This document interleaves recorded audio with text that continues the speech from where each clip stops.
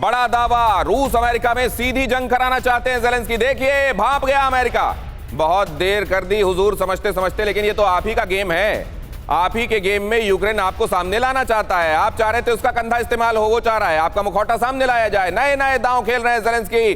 Philip गेरेल्डी ने कहा America, देखिए CIA चीफ का बड़ा दावा, भीषण जंग के बीच पूर्व CIA चीफ कह रहे हैं अमेरिका को सीधे रशिया के सामने करना चाहता है। अरे भाई साहब, तो ये पूरी आग लगाई हुई भी तो आपकी है।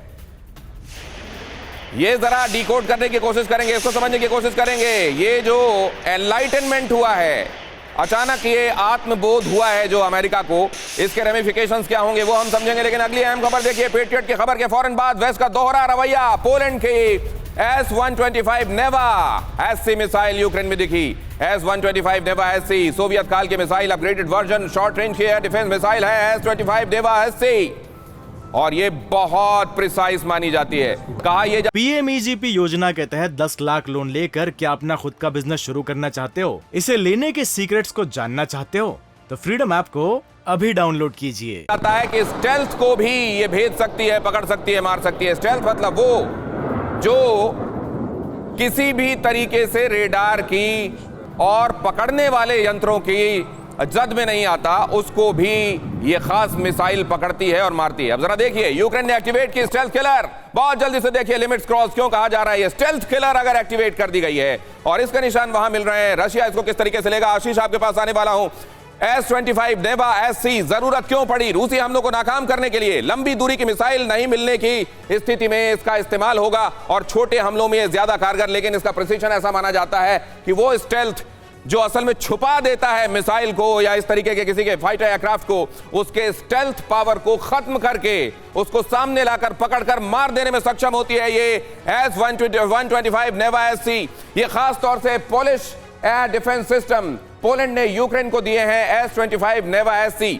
ये जो पोलैंड, आपको मालूम होगा, असल में ये भी पूछा जा रहा था कि इजराइल ने मदद की है क्या? इजराइल ने भी पोलैंड के जरिए टेक्नोलॉजिकल असिस्टेंस दिया है यूक्रेन को, खास तौर से एंटी ड्रोन टेक्नोलॉजी के मामले में। और यहां देखिए, स्टेल्थ को भेजने वाला ये खास मिसाइल ये भी दिया गया यूक्रेन को पोलैंड के जरिए। यूक्रेन का एयर डिफेंस सिस्टम पर ज्यादा फोकस है और यह मदद कितनी बड़ी मदद साबित हो सकती है और रशिया इसको लेकर किस तरीके से रिस्पॉन्ड कर सकता है, कैसे लिया जाएगा इसको, आप जरा इसको समझते हैं। आशीष, बहुत क्विकली आपका कमेंट।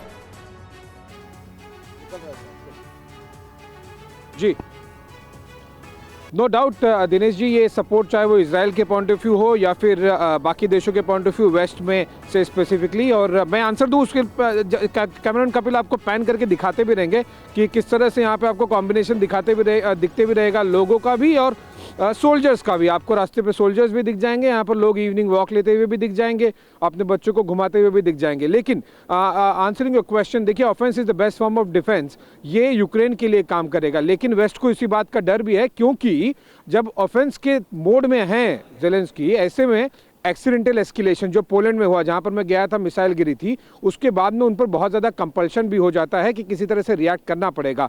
और इन्हीं तस्वीरों के बीच में आपको इस बात का अंदाजा लगेगा कि ये एक्सेप्टेंस लोगों के अंदर आ गया है, यूक्रेनियंस के अंदर में, कि किस तरह से वो लंबी लड़ाई के लिए तैयार है। लेकिन वो जान रहे हैं, समझ रहे हैं कि अमेरिका से और वेस्ट से जब सपोर्ट मिलना बंद हो जाएगा तो ये फ्रोजन कॉन्फ्लिक्ट तुरंत पिघल भी जाएगा। क्योंकि आपको होल्ड करने के लिए भी offence is the best form of defence, वो इतना ही होल्ड करने के लिए भी आपको जो असला बारूद चाहिए वो रियलाइजेशन इतना ही होगा कि CIA के पूर्व चीफ सामने आकर ये कहेंगे कि देखिए वो हमको सामने करना चाहते हैं। इसके बियॉन्ड रियलाइजेशन नहीं होगा। आग जलाई जाए लेकिन घी उतना डाला जाए कि आग हमारे तक ना पहुंचे, लेकिन वहां जलती रहे जहां ये जल रही है। यूके देवनाथ सर मुस्कुरा रहे हैं, लेकिन उनके पास जाने के पहले मनीष झा, मैं आपके पास क्विकली, मैं देख रहा हूं कितनी सर्दी में आप वहां से रिपोर्ट सब तक पहुंचा रहे हैं, आप वहां खड़े हुए भी ठिठुरन महसूस कर रहे हैं। बहुत जल्दी से मैं आपसे समझना चाहता हूं, वहां के टेलीविजन, वहां की एजेंसीज में सबसे ज्यादा गर्म चर्चा इस वक्त क्या है?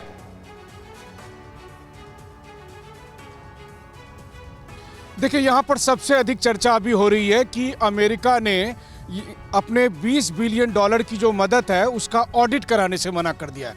ये कहीं से भी यूक्रेन को लेकर चर्चा नहीं करते हैं। मैं आपको बताऊं, इनकी जो चर्चा होती है उसमें बस वो ज़ेलेंस्की को एक मुखौटा मानते हैं। इनकी चर्चा लगातार होती है कि अमेरिका क्या क्या कर रहा है, नाटो क्या क्या कर रहा है। तो अब इनका कहना है कि देखिए, असली मकसद तो आप ऐसे समझिए कि अमेरिका ने जो $20 बिलियन की मदद दी है यूक्रेन में, आखिर वो उसका ऑडिट क्यों नहीं कराना चाहता है? क्योंकि युद्ध के बहाने कहीं कुछ और खेल चल रहा है।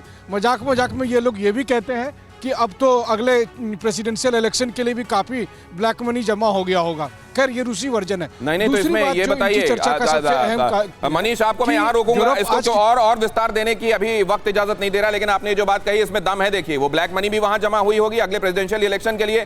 पूरा ऑपोजिशन इस समय जेल में है। पीएमईजीपी योजना के तहत 10 लाख लोन लेकर क्या अपना खुद का बिजनेस शुरू करना चाहते हो? इसे लेने के सीक्रेट्स को जानना चाहते हो? तो फ्रीडम ऐप को अभी डाउनलोड कीजिए।